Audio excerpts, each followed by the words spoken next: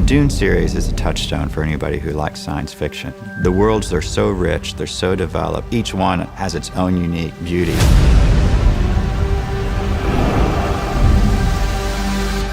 What was really important for all of us is to stay true to the Dune universe. We wanted to create a world that was as real and situational as possible. For Wallach 9, we found this beautiful rock quarry. It had this beautiful, dark, gorgeous veining of rocks that feels like the rough environment for Wallach 9. The sisterhood complex is a huge, brutalist structure. The interior of the sisterhood is very austere. There's so much detail in there about how the sisterhood was founded. The sisterhood courtyard location brought me an abandoned church from the pre-World War II era. The reverence of this space matched the concept work that we were doing. It just felt right. When you look at the stones, which the craftspeople here built one at a time, actually create this hushed environment within the sets because they do deflect the sound in many ways, and that also helps reinforce the reverence and the sacred ceremonial quality.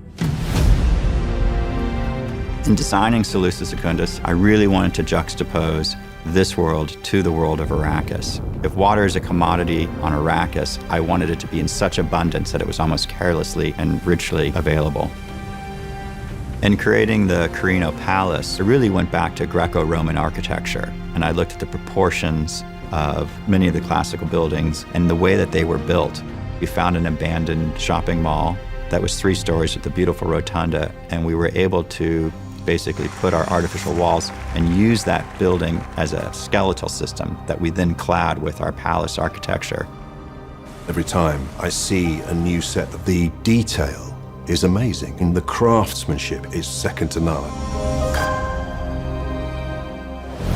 The Lankavel world had to be a really tough, hard environment. There are a couple of key elements. There's whale furring, the idea of like a woolly mammoth whale, which was something quite fun to create. As far as the homes and the architecture for Lankavel, I think something that felt of the earth, of the ground, that felt as base as possible.